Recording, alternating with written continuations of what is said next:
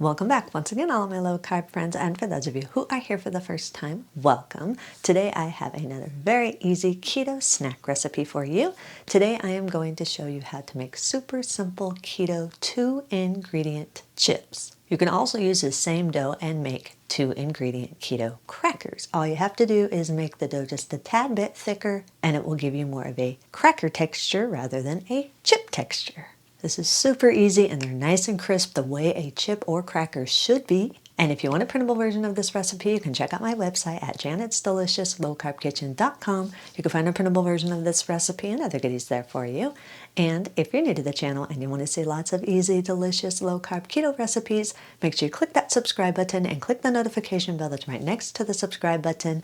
That way you can be notified every time I put out videos, at least every Wednesday and Saturday. And if you'd like to help support the channel, make sure you scroll down in the description of the video. You'll see some affiliate links. Anytime you purchase anything using those affiliate links, a small portion of your purchase will go to me and help support the channel. So, while you do all that, let's get cooking.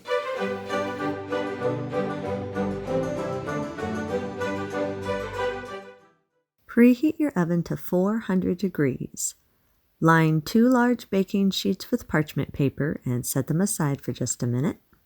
Sift 135 grams or around 1 cup of finely ground flaxseed meal into a large mixing bowl. I prefer golden flaxseed meal because I think it has a little bit better taste and texture, and the color I think looks better for the chips or crackers, whatever one I'm making. It's up to you. You can use golden or brown flaxseed meal. Just make sure it's ground up fine enough to sift through a mesh strainer or sifter. If you're wanting to add any kind of flavor to your chips or your crackers, this would be the time that you would add it. You can add salt or pepper or any dry seasonings of your choice. That is up to you if you want your chips or crackers to have a certain flavor. I added a teaspoon of salt and a half teaspoon of pepper and about 2 tablespoons of a homemade dry taco seasoning that I made, which consists of 1 tablespoon of chili powder, a half teaspoon of garlic powder, a half teaspoon of onion powder, a half teaspoon of dry oregano, a half teaspoon of paprika, and 1 teaspoon of ground cumin. That's what I added to mine. Again, you can add whatever seasonings you want, or you can just leave it as is and you don't have to put any seasoning at all if you just want a neutral flavored chip or cracker. That is all up to you. If you are adding any dry seasonings or salt or pepper, whisk it into the flaxseed meal until everything is fully combined. Make sure there are no lumps, nothing sticking together. Everything should be very fine. If it seems like your flaxseed meal is not fine enough to go through the holes of a mesh sifter or strainer, then just throw them in your coffee grinder and pulse them a few times until they are fine enough to go through your mesh strainer or sifter. Add 118 milliliters or around a half cup of room temperature water. Stir the water in until everything is fully combined and all the dry ingredients are moist. Make sure all the dry ingredients get nice and wet.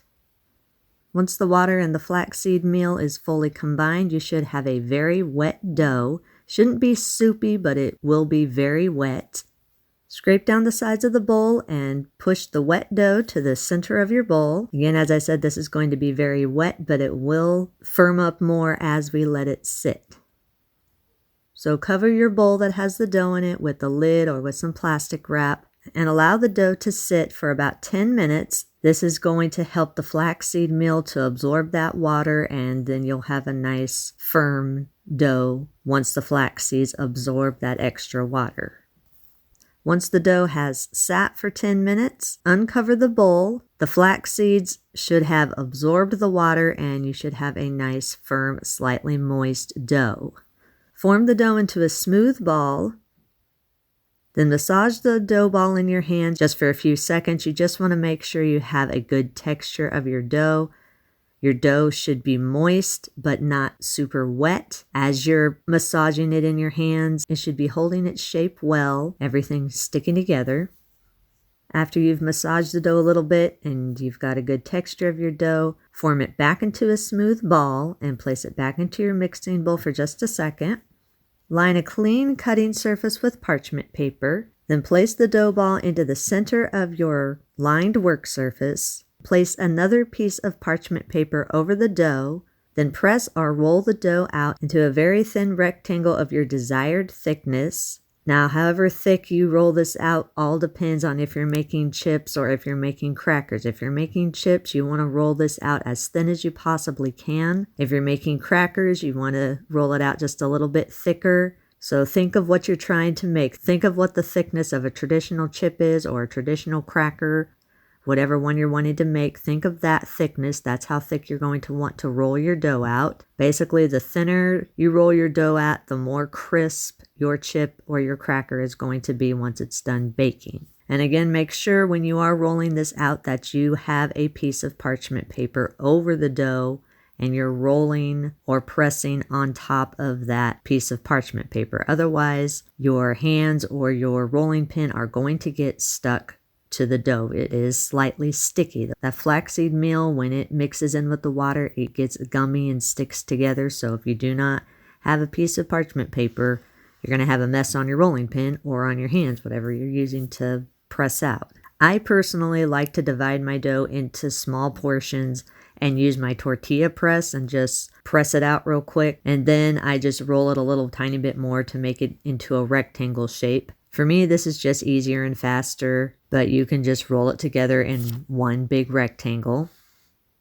Once you have your dough rolled out to your desired thickness, use a pizza cutter and cut the dough into your desired shapes. If you're doing chips, it would be triangles or strips. If you're doing crackers, it would be squares or circles. Whatever shape you're wanting to cut them in, that is up to you. Once your chips or crackers are all cut into your desired size shape, use a spatula and transfer the chips or crackers onto your prepared baking sheets.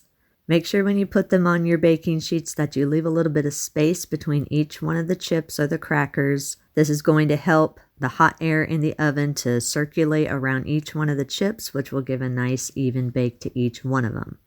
Make sure that when you are putting these on your baking sheet that each one is the same thickness. It's not so important whether they're the same size as far as shape goes. The main thing is that each one of them are the same thickness. As you see on my baking sheet, I have some chips that are bigger than others. That's okay as long as they are all the same thickness. Once the chips or crackers are all shaped and placed on your baking sheet, place them in your preheated oven.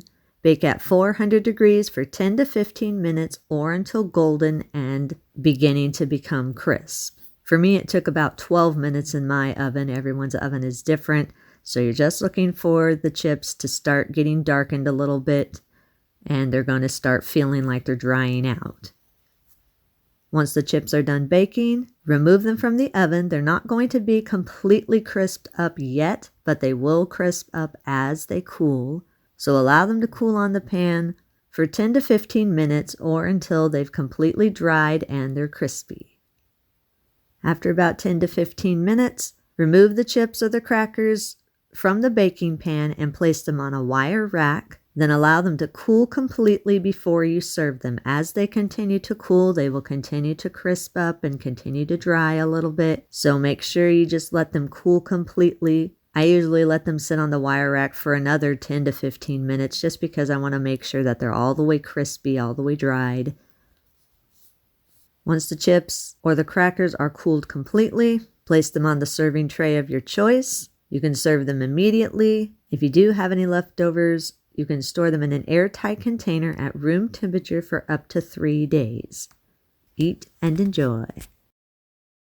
And that's our recipe of the day. I hope you enjoyed it. If you did and you want to see more videos like this, make sure you click that thumbs up like button, click that subscribe button, leave me a comment if you want to. Let me know if there's any recipes that you'd like to learn how to make, and I'll do what I can to get those out there for you. And as always, keep cooking.